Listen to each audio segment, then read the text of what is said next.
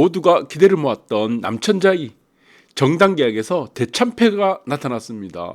거기에 따른 실패 이유와 분석에 대해서 간단하게 한번 살펴보도록 하겠습니다.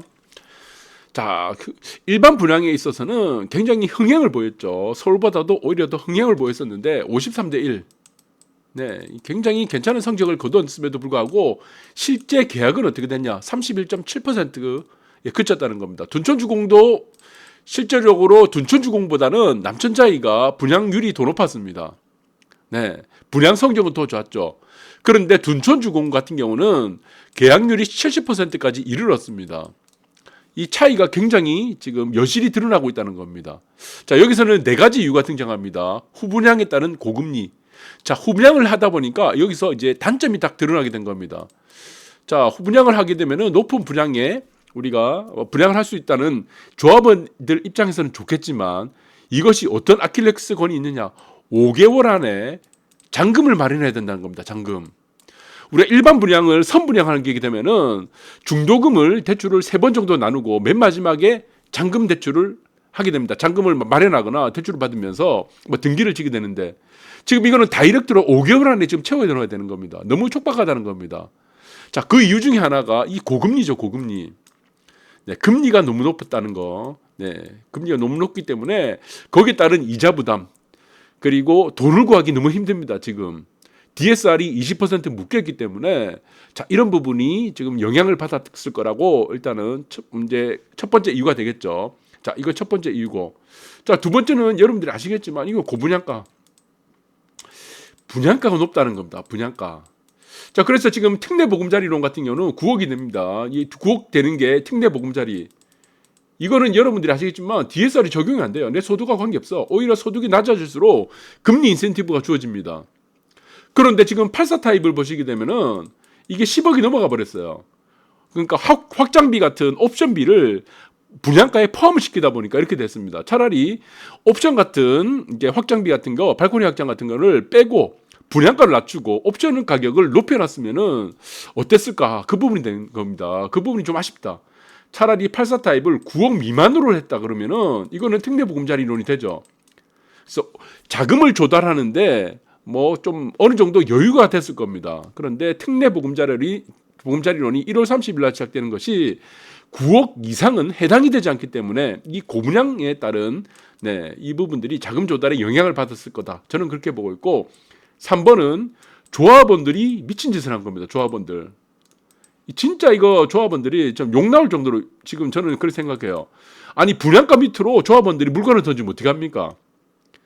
정당 계약을 마치고 나서 계약을 마감하고 나서 이 물건을 뭐 계약 분양가보다 밑으로 던지든가 하면 되는데 미리 던져놔 버린 겁니다. 누가 지금 분양 계약을 합니까? 조합원들 물건 사면 되지. 자, 그리고 네 번째 이유가 있습니다. 이 트렌드를 따라가지 못했습니다. 트렌드. 구조. 그리고 전체적인 최신 고급 아파트의 어떤 기준이 되는 트렌드를 따라가지 못하고 그리고 층고 높이 같은 거, 싱크뱅, 그리고 부엌을 넓혀야 됩니다. 그리고 거실보다는 부엌을 높이는 추세로 가는데 그 트렌드를 전혀 따라가지 못했다. 이 네 가지가 계약을 하지 못하는 이유가 될 겁니다. 그 중에 가장 첫 번째는 아마 금리일 거예요. 자, 그래서 지금 금리를 보시면은 올해 1월 13일입니다. 이게 저는 영향이 굉장히 크다 봅니다.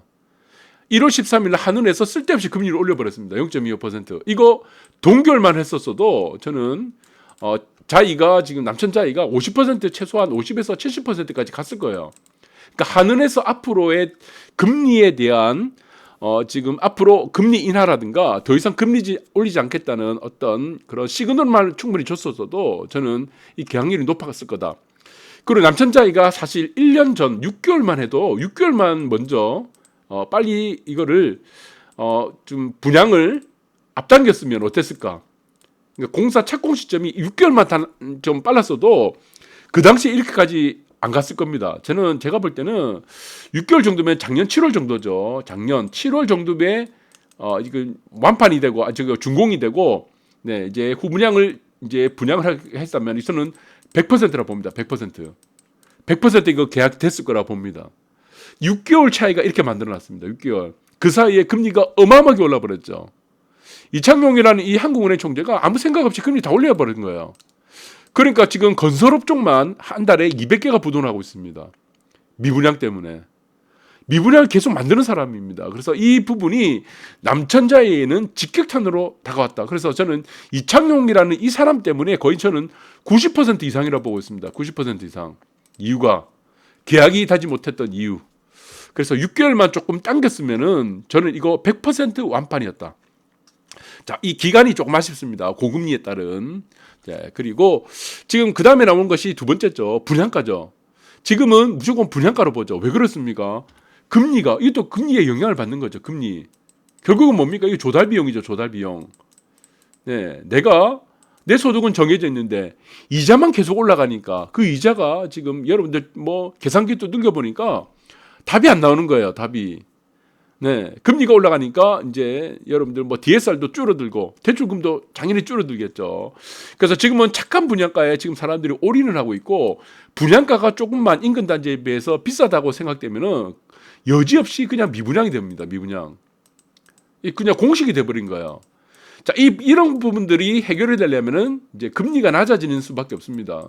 네, 그러면은 내가 지급을 해야 되는 이자 부담이 줄어들기 때문에 당연히 DSR 측면에서도 지금 원금, 네, 대출금도 당연히 올라가게 되겠죠. 네, 그리고 이자 부담이 줄어드니까. 자, 이런 부분이 크다. 그래서 지금 이제 분양가를 보시면은 이제 여기가 가장 큰 문제예요. 84 타입. 국평이라고 하는 우리가 보시면은 84 타입 10억이 넘어가 버렸죠. 10억에서 13억. 자, 이거를 지금 옵션비를 포함을 시켰는데 이걸 옵션비를 포함을 시키지 않았으면 어떻게 했을까?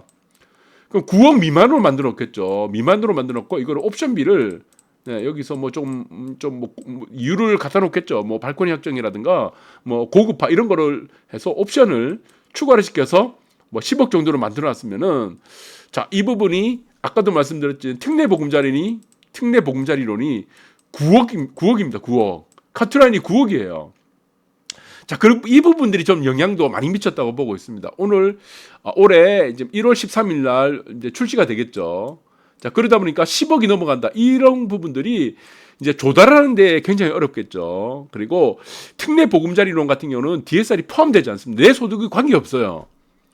네, 그리고 LTV의 70%까지 되니까 조달하는 데는 문제 없고, 그 다음에 금리가 비싸다고 하더라도 지금 뭐 4%대 뭐 중반, 중후반 되더라도 이거 갈아타기 하는 데는 뭐 좀 수수료 없이 중도상환 수수료 없이 되기 때문에 자, 이것이 좀 문제됐다. 그래서 지금은 국평 기준으로 9억을 초과하게 되면은 100% 완판 이거 불가능합니다.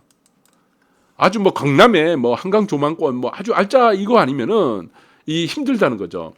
자, 그 부분들이 정책금리와도 연관이 되어 있다. 저는 그렇게 보고 있습니다. 그래서 이거를 옵션비라든가 이런 확장비라는 이 비용을 왜 여기다 붙였는지 저는 조금 아쉽습니다. 네, 그래서 이렇게 막 금리가 올라갈 거를 예측을 좀 어느 정도 했을 건데, 네, 그리고 나머지 이제 또 세 번째가 있습니다. 세 번째 충격적인 사실 이거예요. 34평 받는 사람 조합원 물건이죠. 이 삼익타워, 이 삼익타워가 이전에 그거죠. 네, 삼익 남천자이에 이제 이전 재건축되기 전의 아파트인데 이거를 지금 바다 조망이 13억이 분양되고 있는데 이거를 지금 11억 5천에 팔아 지금 물건 내놓은 거예요. 누가 지금 이거 계약합니까? 계약 아무도 안 하죠. 네, 10억에 있는 사람도 계약을 할 필요가 없게 되는 거죠. 그러니까 이거는 조합에서 사실은 뭐 조합장이라든가 조합에서 이거를 뭐 문자 한 통이라도 좀 고지를 해줬으면 좋았을 건데 정당 계약이 사실 1월 언제입니까? 19일 날 오늘이죠. 어제 19일 날 마감이 되고 나서 그 이후에 물건을 내놔도 싸게 내놔도 상관이 없습니다. 계약만 다 채우게 되면 100% 완판이 되고 그 이후에 조합원이 뭐 분양가 밑으로 던지든 말든 상관이 없잖아. 이미 계약을 했으니까. 그런데 이거 계약이 끝나기도 전에 조합원들이 지금 서둘러서 지금 물건을 이렇게 팔고 하니까 누가 지금 계약을 합니까? 그러니까 이거는 서로가 지금 물귀신이 돼버린 거예요. 물귀신. 같이 죽자고 하는 거죠. 네, 결국에는 자기들한테 화살이 돌아올 거를 네, 팔고 나가겠다. 니들은 죽어라.